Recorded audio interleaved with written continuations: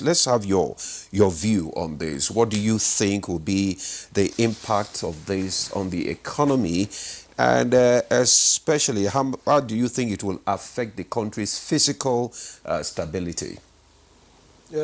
We just have to look back a little and understand the parameters that even brought Naira for crude in the first instance. One is the general sacrifice of Nigerians for subsidy to go after many years.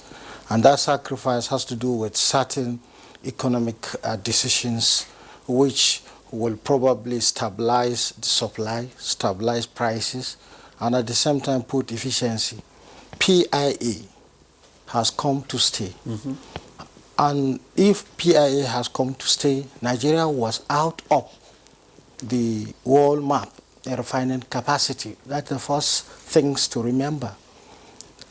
Before Dangote, Nigeria was out of that. But with Dangote refinery, 650,000 capacity, Nigeria is the 7th in the world today.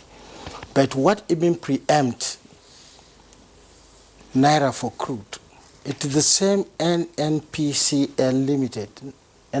Limited, that first auctioned crude oils to sustain the challenges in foreign exchange market by acquiring some facilities from the World Bank.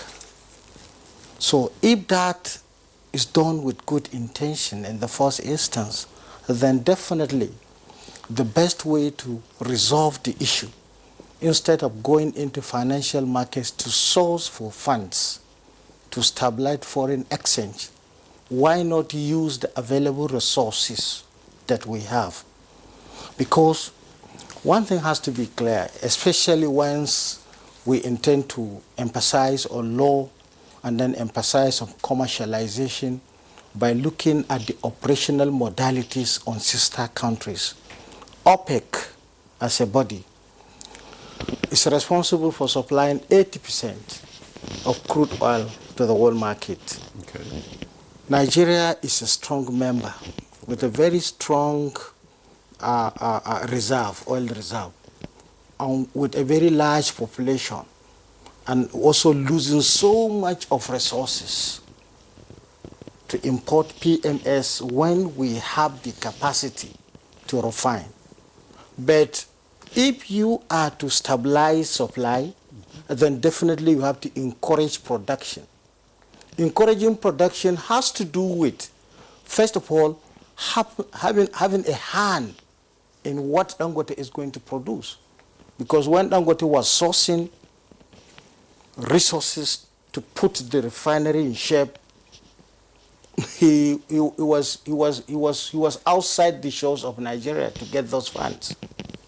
And if we allow him also to go outside the source, outside Nigeria to procure crude oil, then it means we cannot guarantee supplies.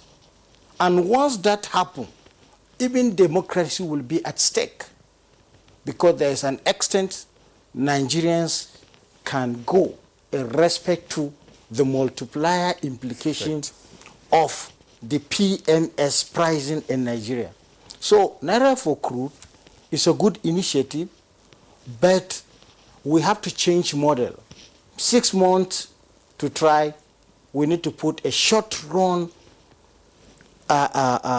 perspective, probably 365 days. And then also to look at other options to put supply in order. If Kaduna Refinery is operating, Port Harcourt is operating, probably Warri is also operating, then there may not be necessarily the need for crude for Naira to Dangote, because NNPCL has productive ventures which obviously cannot go out of Nigeria to import, but has to use what is produced in Nigeria for Nigerians. So in my own opinion, of course, we are beginning to see stability. We are in the supply of PMS and also stability in Forex.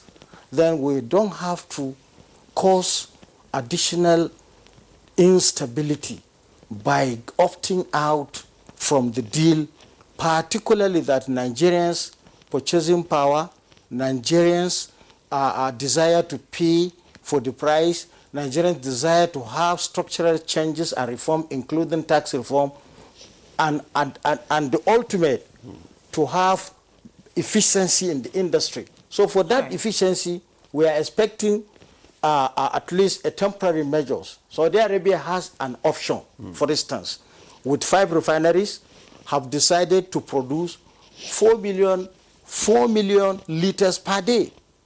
And there is no way, if Nigeria with less than 60 million population can have an efficiency to produce above 4 million liters, 4 million barrels, to refine 4 million barrels per day. So Nigeria should have that efficiency to continue to sustain at least 450,000 at the first instance, and in the second stage to begin to see additional output from other refineries. All right.